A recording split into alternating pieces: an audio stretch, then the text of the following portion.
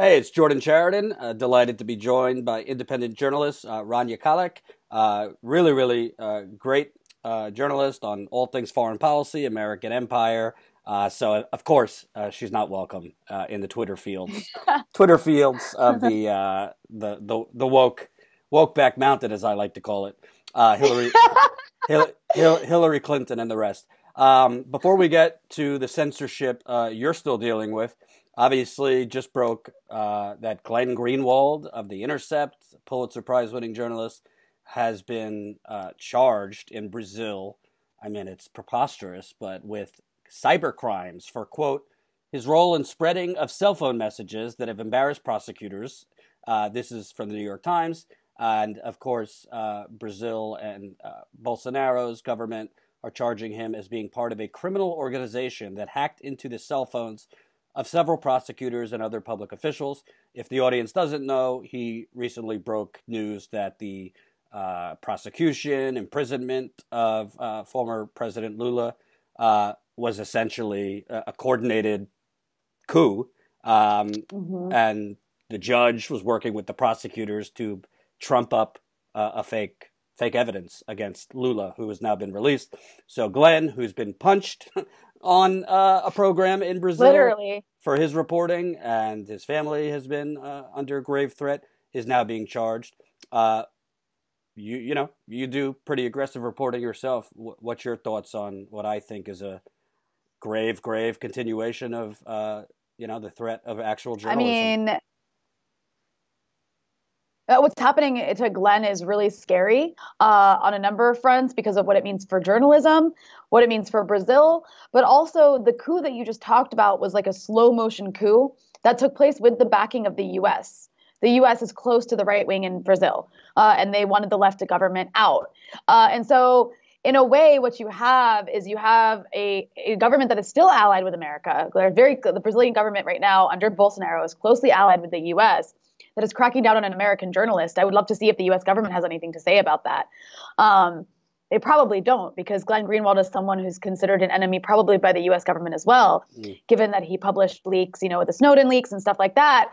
So I think this is a really scary moment for journalism. I'm scared for Glenn Greenwald. I hope he takes all the precautions he needs to be in a place where the government is literally been after him since it came into office in a pretty aggressive and disgusting way. But also, I think it's also a good time to remind people that, the U.S. government right now is imprisoning Chelsea Manning again, which in the imprisonment, by the way, by the UN has been considered a form of torture.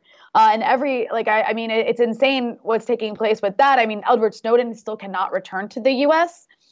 Because of the sort of trial he might face. The U.S. is still trying to extradite Julian Assange, who's like slowly dying in the U.K., which is participating with the U.S. and like keeping him in disgusting, terrible conditions, which the UN has also called a form of torture. So it's not just Brazil that's doing these kinds of things to journalists and whistleblowers. We have to look at this as like a trend we see sort of across the West right now. And so it is really, really scary. And Glenn Greenwald is on the front lines of that. And I also think it's important to point out the U.S. has selective outrage at certain dictators, certain terrorists, or who they claim are terrorists, and others that, are burning the Amazon down, which I would say is terrorism. If you're threatening the planet, that's pretty scary. Obviously, Bolsonaro, homophobic. He's brutal there. Pro-rape. Yeah. And pro-rape. And now clearly going after journalists that expose corruption there. But, I mean, the U.S. government considers him an ally. We don't see Congress jumping to, write some sort of resolution condemning the government of Brazil right now, like we would see with an official enemy state. Meanwhile, you have a country like Venezuela where they paint the government as like some sort of horrifying dictatorship. You have a country like Bolivia where the U.S. just participated in overthrowing the democratically elected leader of that country for the crime of being a leftist. And saying it's under, doing it under the guise of democracy promotion and putting in place actual fascists Whereas in Brazil, it's crazy what's happening right now across Latin America. It's a part of a really disgusting trend that started before Donald Trump, and unless Bernie Sanders becomes president, will likely continue after Trump. So I want to move on to what's going on with you and other people within your network that are trying to report. I mean, in this bizarre media culture we live in, the fact that the U.S. government just took out the commander in Iran is like, it's like it happened a year ago, even though it happened only 2-3 weeks ago.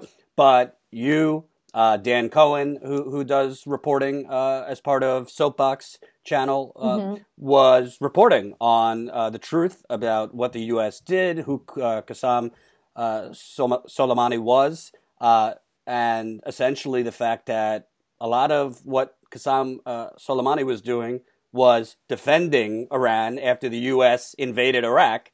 And there's been further censorship of your channel, Dan's reporting. Can you kind of go into that? Yeah, so Dan Cohen, who works for my colleague at Soapbox, presented a video about, it actually shouldn't have been that controversial. All he did was he went back and found mainstream media coverage of Qasem Soleimani, the Iranian commander that was assassinated. He found CNN, Fox News, and MSNBC coverage of him from like 4 years ago, in 2015, when the U.S. was helping to play a role fighting ISIS in the region, as well as Iran. So Iran and the U.S. were essentially on the same side for a few years fighting ISIS, not necessarily working together, but, in parallel with one another. And so you have these media reports about Qasem Soleimani saying he's on the front lines of fighting ISIS. This guy is really effective at fighting ISIS. And what Dan did is he just showed these reports and he was like, how did you go from this, interpretation or this portrayal of this guy 4 or 5 years ago to now he's the #1 terrorist in the world? He was just pointing out the contradiction.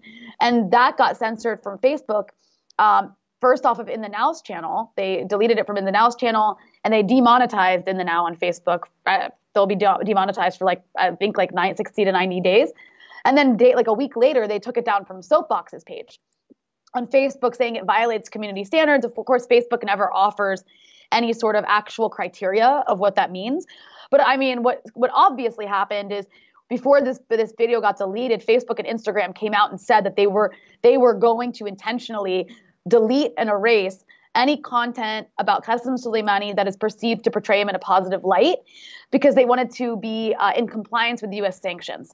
Now, nowhere under U.S. sanctions law does it say social media companies need to monitor the portrayal of Iran or any of its leaders. I mean, in fact, that would be against the First Amendment, because the U.S. government can't be dictating what isn't good speech. That's literally against the Constitution. So I don't know, Facebook or Instagram is pulling this out of their ass. I'm not sure where they're getting this from. I'm not sure if the U.S. I imagine what's probably happening is the U.S. government is asking them to do this and they're complying, which is typically what happens with these social media giants. And so anyways, this video got taken down, and I think there needs to be more of an uproar about this, because there's been other content taken down along with Venezuelan, Iranian, and Syrian accounts of real people being erased from social media outlets at the behest of the U.S. government. Now, we're a country that prides ourselves on free speech. We have free speech advocates in this country who freak out whenever the Iranian government or the Chinese government or any government that the U.S. doesn't like censors anything in their own country. But I would argue that what's happening here is an even bigger threat to speech, because you don't have this happening just in the U.S. When China and Iran do it, they do it domestically, which still isn't good, but it doesn't impact people around the world. When the U.S. does it to these big companies that are based in Silicon Valley, forcing them to take down content that challenges, whatever the State Department's narrative is, that's really scary, because it affects the information flow around the world. That's much more scary and much more tyrannical. And I think what people, if the audience doesn't know, in the weeds, how it works, at least on YouTube, I'm sure Facebook too, when they demonetize something, it also immediately triggers them to suppress it. So it's kind of it's already suppressed, even if it's monetized. I mean, Facebook, YouTube has openly said, we are elevating, quote, authoritative content. YouTube actually said authoritative content, CNN and Fox News, which is ridiculous. Fox News. Oh, even Fox News. That's interesting. And they're, basically hiding, quote, borderline content. But when they demonetize it, so for example, if I publish a video on YouTube, a lot of times it at first is monetized, the views are going up. Then I've gotten in the habit of looking back 15 minutes later, and I see that they've demonetized it, and all of a sudden the views kind of get stuck or start going slowly. It's because they've demonetized it. So this is, and you said it best, I mean, because the American government is asking them.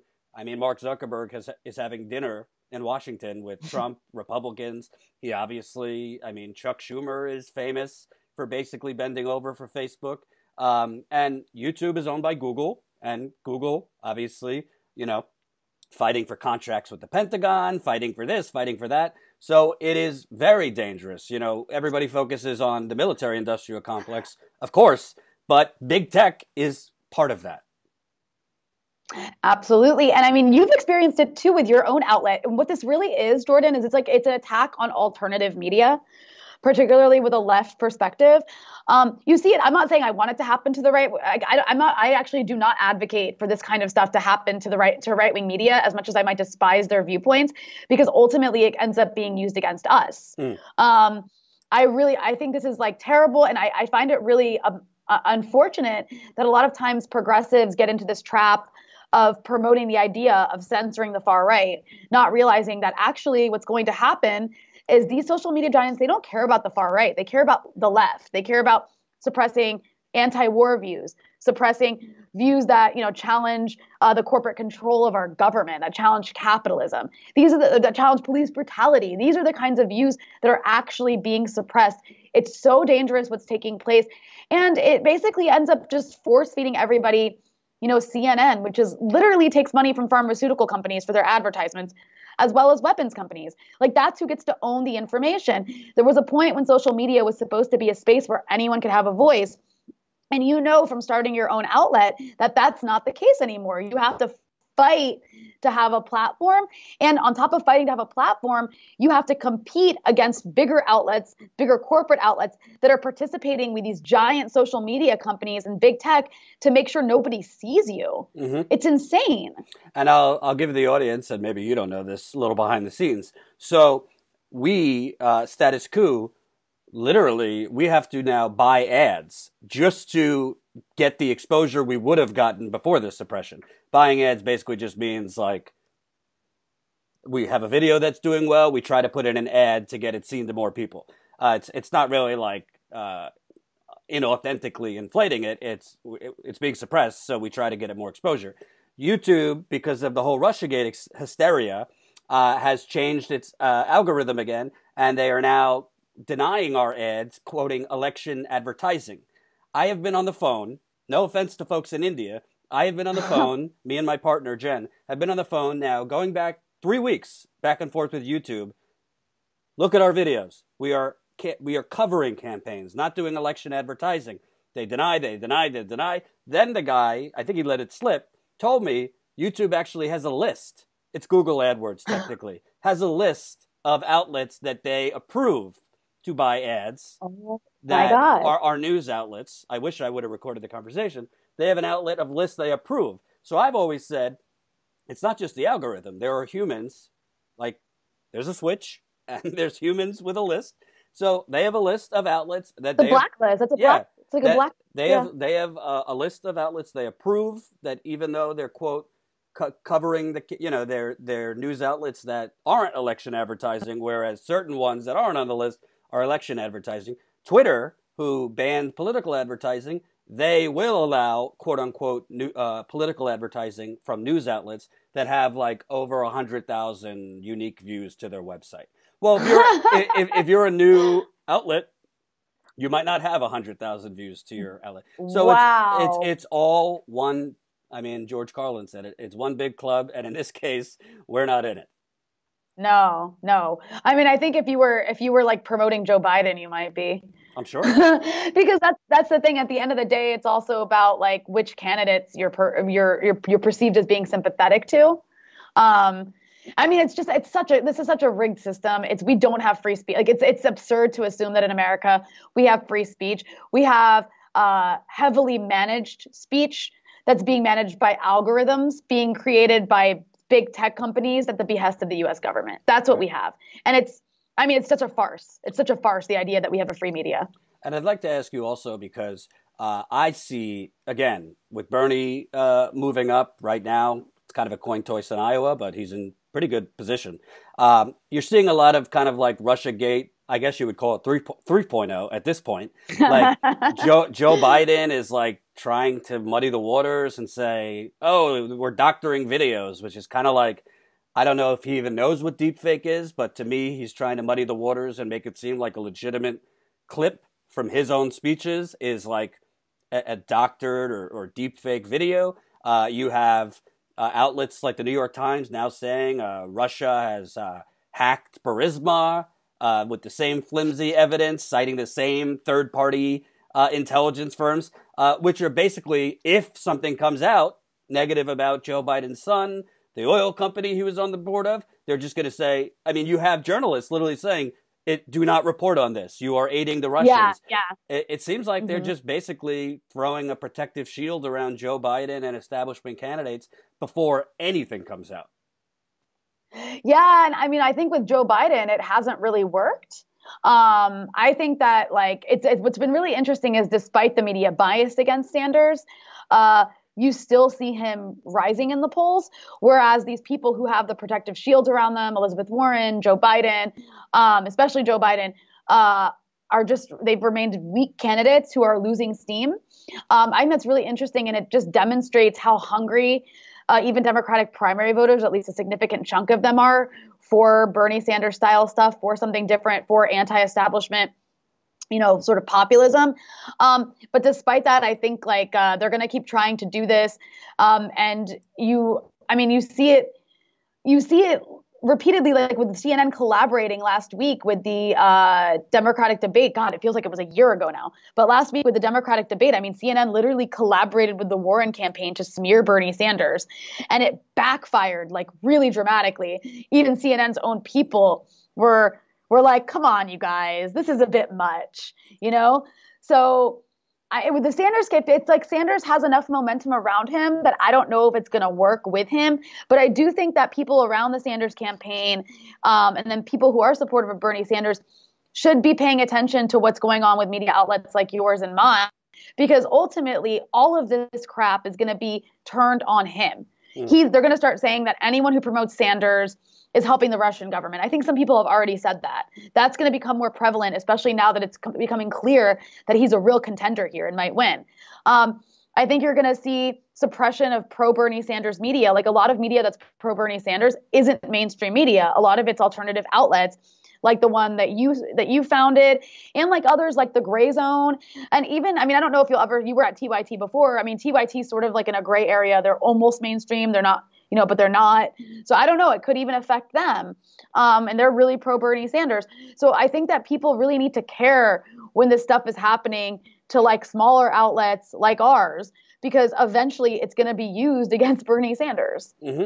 And I also think, listen, not that I'm not taking credit for it or you're taking credit for it, but I think Bernie Sanders' campaign and Tulsi Gabbard's campaign and kind of these anti-establishment campaigns, these door knockers who are informing, first-time voters or non-voters, they watch us. They get information. Yeah. They get information not just on Bernie Sanders, but about oligarchy, plutocracy, income inequality, imperialism from us. So they're not just like reading the script the Bernie or the Tulsi campaign give them. They are informed because they watch alternative outlets, whatever it is. So not that like we're directly, it's not your job to elect Bernie, it's not my job to, but it is our job to inform people and counter the corporate propaganda. So if this suppression continues, it only harms the very people on the ground trying to reach the people that don't live and breathe this, that are working 3 jobs. But those are the people you need to come out to and elect like a Bernie Sanders. So it's all very critical. Last question. What about Queen Hillary and her screaming today? It's really funny because if any progressive dare to say, oh, I don't know if I'm going to endorse the Democratic nominee. Oh, my God, the arrows that will be out. But Hillary just said it, and there's just not even crickets from the same journalist. I mean, she's saying that nobody likes Bernie Sanders. And I just say, like, yeah, nobody likes Bernie Sanders, because the only people and I'm talking about Hillary Clinton, the only people she knows are other people who are rich like her. Like, those are the people she's surrounded with. She's surrounded with very comfortable, wealthy people who all have like the same ideology, who all like live in this bubble where they don't interact with the rest of the country or know what any other regular people have to deal with. They don't know what it's like to have student debt. You know, they don't know what it's like to have 2 or 3 jobs. They don't know what it's like to live paycheck to paycheck. They certainly have no idea what it's like to be like 65 and have no retirement savings, be in debt and be driving Uber. I mean, people like that all the time. I'm always stunned when I visit the US and I see like 60 and 70-year-olds driving Uber. That blows my mind. In a country as rich as America, that people can't, enjoy their later years in life.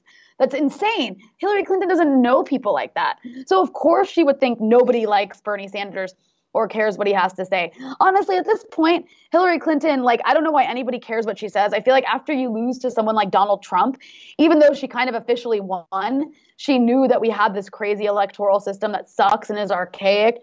And after like knowing how you can win against a clown and somebody who's so despised and still losing, like, nobody should care what you have to say about any candidate right now. Her opinion should mean nothing. And I'd also like to ask you, I'm obviously not a woman, but I find the whole like woke thing, these same Hillary Clinton supporters that have been screaming that she lost because of sexism.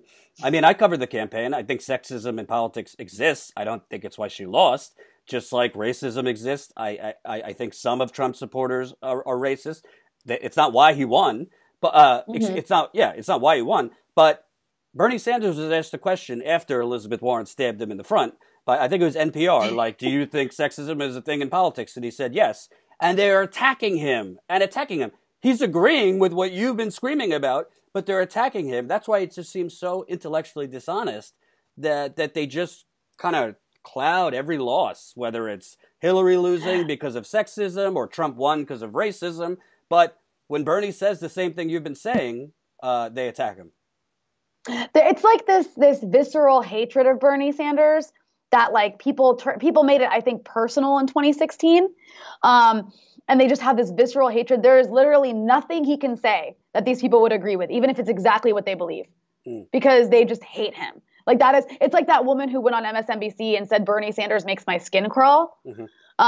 That sentiment among the 2016 Hillary supporters who literally only supported Hillary Clinton because they wanted a woman in office, or that was like the main reason why. Those people think that she was robbed and it's Bernie Sanders' fault, and they're never going to like him. The problem is that those people have the biggest voice in media. Right. And so they end up being this perception of, oh, women think Bernie Sanders is sexist. But like, I'm a woman and I don't think Bernie Sanders is sexist. And I'm very supportive of Bernie Sanders and the policies he's promoting. Yet somehow, like, I become erased because I'm not the right kind of woman. Right. I'm not like the women. I'm like the woman in me is like erased, and I just become another white bro. Right. I'm just a white Bernie bro. Oh, boy. Where could people find your work? You can follow me at Rania Khalek on Twitter, at my website, raniakhalek.com, and you can follow Soapbox on Facebook, on Twitter, and on YouTube. Cool. Thank you for taking the time, letting us know what's going on, and we'll definitely be keeping in touch. Great to be on with you. Thanks again, Jordan. Thanks. Hope you enjoyed that last video. Hop on over to statuscoup.com where you can sign up for our email list and become a member for as low as $5 to $10 a month. Membership is how we grow. That's statuscoup.com/join. And remember, join our email list so we can grow the revolution with you.